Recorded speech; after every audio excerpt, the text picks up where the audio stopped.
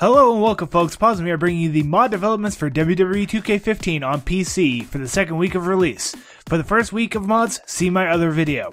Starting with May 6th, we had Bannock Burns on Smacktalks adding more detail to his Sheamus mod from last week.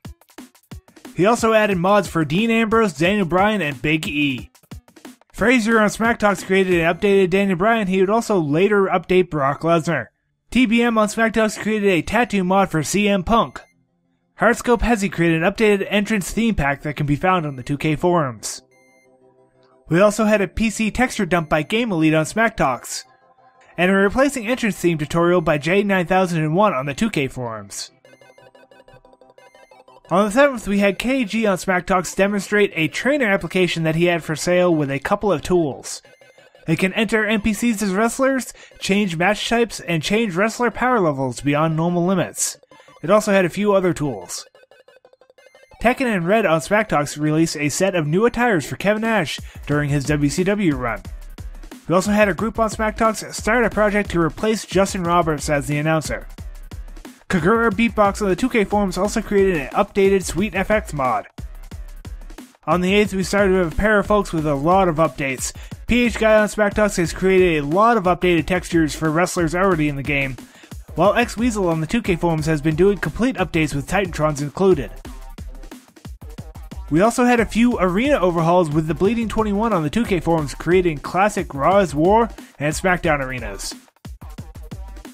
The Narcotic Tundra on Smacktalks also created a Ring of Honor and New Japan arenas.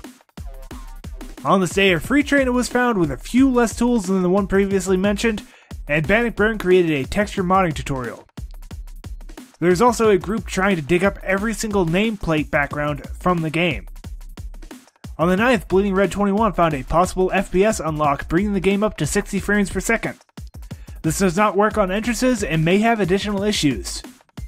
CJ6 on Smacktalks forums also created an updated Sting texture for his face. On the 10th, we had a pair of unpacking tools released.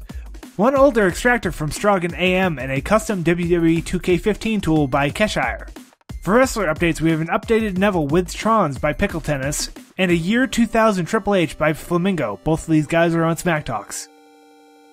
Delving into the files of the community found all of the crowd signs, a detailed listing of the belts was started, and a group project was started to collect every arena file. On the 11th, Bleeding Red 21 demonstrated that arena select can be changed. We also had Hubs Gaming UK on the Smacktalks forums test and find the best graphical settings for the game. Visitor X on the 2K forums also created a custom entrance sound replacer tool. On the 12th, we had the Bleeding Red 21 create a Golden Era ring with tri-colored rope. He also released an Attitude Era menu mod and a menu change tutorial. We also had the location of wrestler renders found by Leon Rick on the Smacktalks forums, and Barry Quest on the 2K forums made a tutorial for changing attire names. To close out this week, on the 13th, we had the Bleeding Red 21 detail how to change the names of arenas, and Tekken showed some work on a Scott Hall and Scott Steiner mod. To close out this video, I wanted to make a comment on an incident that happened on the 2K forums. Someone started misrepresenting themselves, stating they made a mod that they did not make. This was shut down fairly quickly on the community on the 2K forums, and I just wanted to make sure anyone sharing these mods, make sure that you give proper credit to those that originally created them. Again, I've linked everything discussed in this video in the description below, and if you've enjoyed this video, please leave a like or subscribe for more. This has been Pawsum, and I thank you for your time.